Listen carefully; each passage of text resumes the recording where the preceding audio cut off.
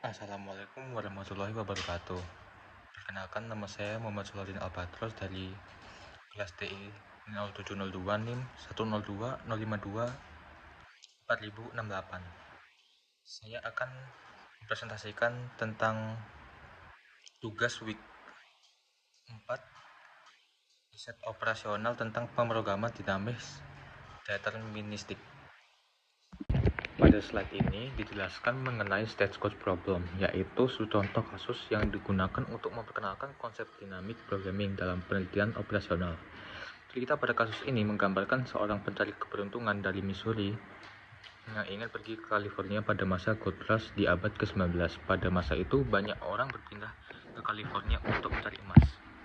Untuk melakukan perjalanan tersebut, ia menggunakan stagecoach, yaitu kereta kuda yang digunakan sebagai transportasi jarak jauh pada masa itu. Namun, perjalanan ini tidak mudah karena jalurnya melewati wilayah yang masih belum aman dan terdapat risiko serangan dari perampok. Tokoh dalam cerita ini digambarkan sebagai seorang yang sangat berhati-hati dan sangat memikirkan keselamatannya selama perjalanan. Untuk menentukan jalur yang paling aman, ia menggunakan cara cukup menarik. Pada masa itu, penumpang stagecoach dapat membeli asuransi jiwa sebelum melakukan perjalanan. Biaya dari asuransi tersebut berbeda-beda tergantung dari tingkat risiko perjalanan pada setiap jalur. Semakin berbahaya suatu jalur, maka biaya asuransi yang harus dibayar juga semakin mahal.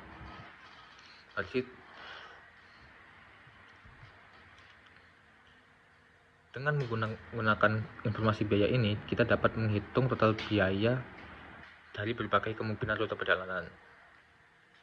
Pada slide ini ditampilkan sistem jalan dan biaya perjalanan untuk masalah stagecoach.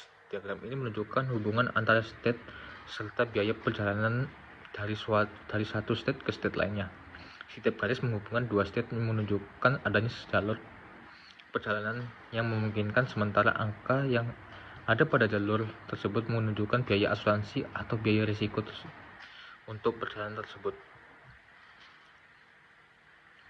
Namun, jika kita menghitung semua kemungkinan rute secara manual, jumlah cukup banyak.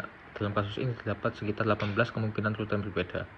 Karena itu, kita membutuhkan pendekatan yang lebih efisien untuk menemukan rute terbaik. Pada bagian ini, kita masuk proses penyelesaian masalah atau solving problem. Tujuan utama dari penyelesaian ini adalah menentukan rute perjalanan dari state A menuju state D yang memiliki total biaya yang paling kecil. Seperti yang sudah dijelaskan sebelumnya, biaya ini merepresentasikan tingkat risiko perjalanan. Jadi semakin kecil biaya totalnya, maka jalur tersebut dianggap lebih aman. Dynamic programming digunakan karena metode ini sangat cocok untuk masalah yang memiliki tahapan keputusan, seperti perjalanan yang terdiri dari beberapa tahap. Dalam kasus stagecoach ini, perjalanan terdiri dari 4 tahap keputusan, sehingga setiap tahap akan dianalisis secara bertahap menggunakan pendekatan dynamic programming. Pertama, kita perlu memahami bahwa memilih jalur dengan biaya paling murah pada setiap tahap belum tentu menghasilkan solusi terbaik secara keseluruhan. Sebagai contoh, jika seorang hanya memilih jalur dengan biaya paling murah di setiap tahap, maka kemungkinan rute yang dipilih adalah A, B, F, I, J dengan total biaya sebesar 13. Namun, ternyata rute tersebut bukan rute optimal. Kadang-kadang kita perlu mengambil keputusan yang lebih sedikit mahal di awal, tapi menghasilkan penghematan yang lebih besar pada tahap berikutnya. Sebagai contoh, rute ADF lebih murah secara keseluruhan dibanding rute ABF, walaupun pada tahap awal terlihat lebih mahal. Jika kita mencoba menghitung semua kemungkinan rute trial dan error, maka kita harus menggunakan total biaya untuk rute berbeda, yaitu yang cukup merepotkan. Konsep utama dynamic programming ini adalah menyelesaikan masalah dari bagian yang paling kecil terlebih dahulu. Kemudian secara bertahap memperluas solusi tersebut sehingga mencakup keseluruhan masalah. Dalam kasus stagecoach ini, kita mulai dari kondisi ketika pencari keberuntungan tersebut hanya memiliki satu tahap perjalanan lagi sebelum ke tujuan. Jika hanya tersisa satu tahap, maka keputusan yang diambil sangat sederhana, yaitu langsung menuju state D sebagai tujuan akhir. Setelah solusi untuk tahap terakhir ditemukan, kita kemudian memperluas analisis ke tahap sebelumnya, yaitu ketika masih ada 2 tahap perjalanan tersisa. Selanjutnya, kita masuk ke tahap formulasi model. Pada model ini digunakan variabel keputusan yang dilambangkan sebagai xn, di mana n menunjukkan tahap perjalanan. Karena terdapat 4 tahap perjalanan, maka variabel keputusan yang digunakan adalah x1, x2, x3, dan x4. Rute perjalanan dapat ditulis sebagai A ke x1, ke x2, ke x3, ke x4, dan ke Y. Artinya dari state A ketika memilih tujuan pertama x1, kemudian dari sana memilih x2, dan seterusnya hingga akhirnya sampai ke J. Selanjutnya digunakan fungsi fn, s, dan xn yang menunjukkan total biaya minimum untuk sisa perjalanan. Jika saat ini berada di state S pada step n memilih tujuannya, berikutnya xn. Pada formulasi ini, biaya CSXN diambil dari biaya perjalanan yang sudah diberikan sebelumnya. Nilai tersebut menunjukkan biaya perjalanan dari state S menuju state XN. Karena tujuan akhir perjalanan dari state D, maka setelah mencapai J tidak ada lagi biaya tambahan. Oleh karena itu ditetapkan bahwa F5J sama dengan 0.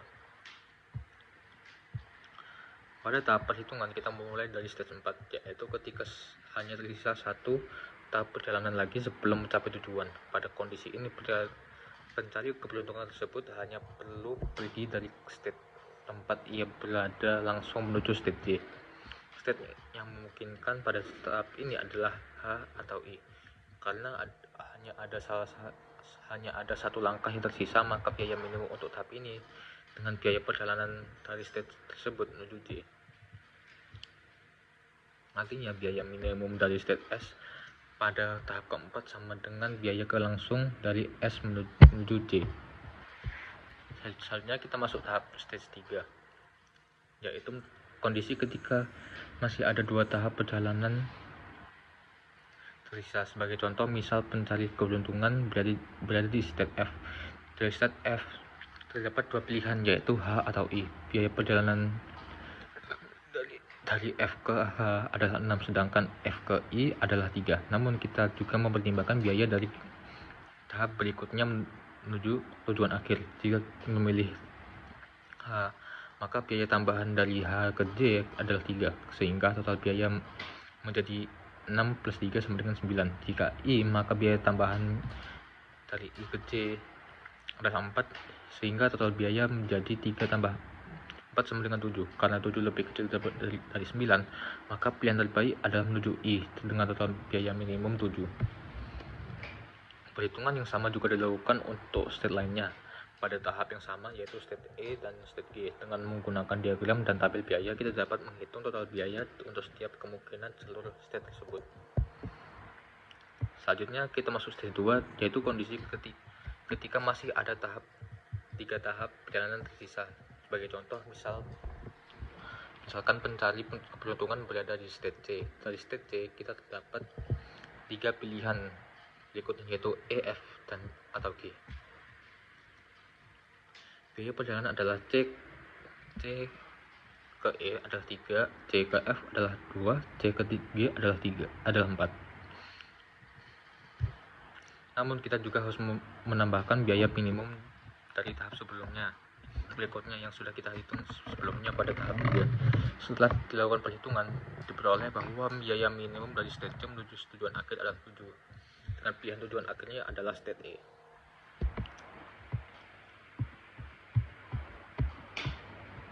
Perhitungan yang sama juga dilakukan untuk state B dan D pada tahap kedua. Setelah semua perhitungan dilakukan, diperoleh hasil bahwa pada beberapa kasus terdapat 2 pilihan tujuan yang menghasilkan biaya minimum yang sama. Sebagai contoh, dari state B atau D, tujuan optimal dapat berupa E atau F karena keduanya menghasilkan biaya total yang sama. Terakhir kita masuk ke stage 1, yaitu tahap awal perjalanan ketika mencari keberuntungan masih berada di stage A. Pada tahap ini terdapat 3 pilihan tujuan pertama, yaitu B, C, atau D. Dengan menggunakan hasil perhitungan dari tahap kedua, kita dapat menghitung total biaya untuk masing-masing pilihan tersebut. Setelah dilakukan perhitungan, diperoleh bahwa biaya minimum dari stage A menuju tujuan akhir adalah 11. Pilihan tujuan pertama yang optimal adalah stage C atau D.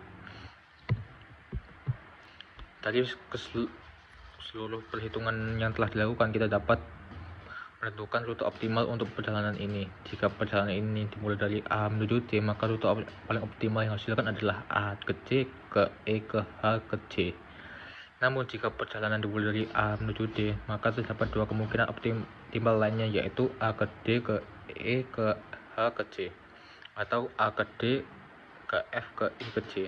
Ketiga rute tersebut menghasilkan total biaya yang sama, yaitu 11, sehingga semuanya merupakan solusi optimal.